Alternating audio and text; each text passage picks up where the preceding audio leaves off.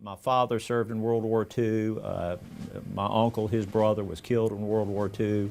He didn't race to the front lines. Instead, it was to the courthouse to carry out and protect our freedoms his family fought for. In fact, I tell jurors that. I tell them, I said, look, there's people that have literally given their lives and limbs to give you the right to be here, to serve on this jury. It's a love of country feeling Judge Mike Pittman lives, breathes, and runs far outside the courthouse walls. I ran Boston in 1999, and when you come into the finish line there, I just can't describe how many people are gathered in a very small area. Sadly, it's what the FBI feels two terrorists were counting on to inflict as much harm as possible last month. I'm amazed that more people weren't seriously injured than they were. Judge Pittman says it would be an honor to run the marathon in Boston again next year. Here is Boston when I ran it. In fact, his chambers is lined with his marathon accomplishments: Boston, Chicago, Dallas, and Oklahoma City.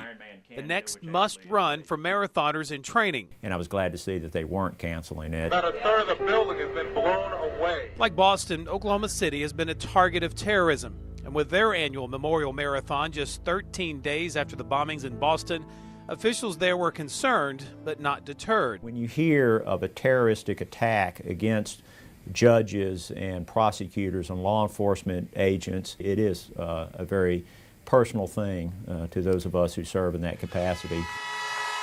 And as promised, this past Sunday, before the break of dawn, Judge Pittman and 24,000 others took off. Runners from 47 states, including a handful from Louisiana.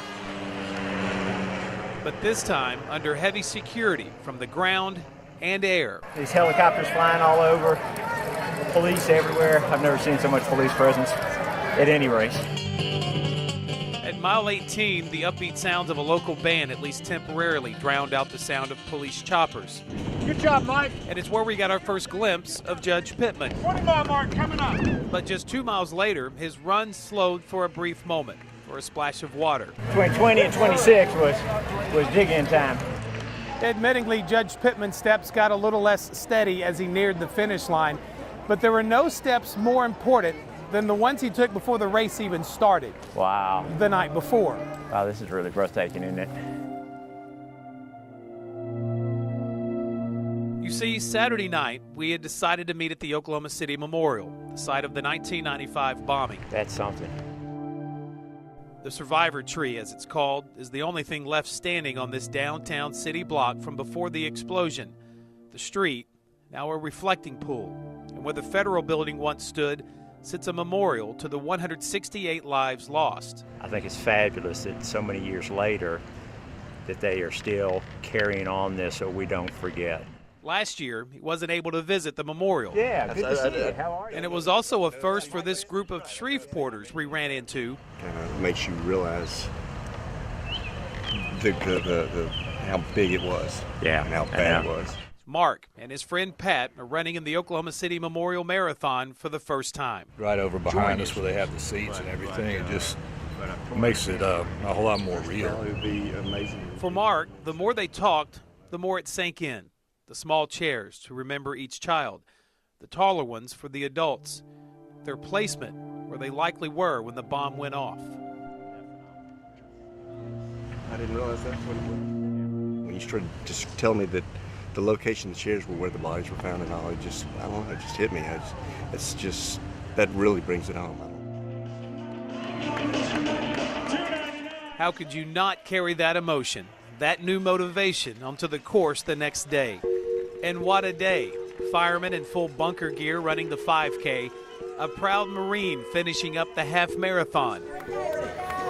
And 26.2 miles later, there was Mark, out of breath, but happy that he had made it. Is it worth the trip? Absolutely. Absolutely. This might be the last one. This might be the one that I finished with. It was a good one. And minutes later, Judge Pittman finished marathon number 19, still with a heavy heart from the night before. Frankly, I was kind of surprised he got to me that way. His time longer than he wanted. A lot of training lies ahead to qualify to run in Boston next year. But he says no matter what the world brings Boston, Oklahoma City, or the next terrorist target, We all need to be trained and ready. We can't live in a society where we can be bullied around by some terrorists. You can't allow people to come and disrupt the freedoms that we cherish and love in this country. In Oklahoma City, Doug Warner, KSLA News 12.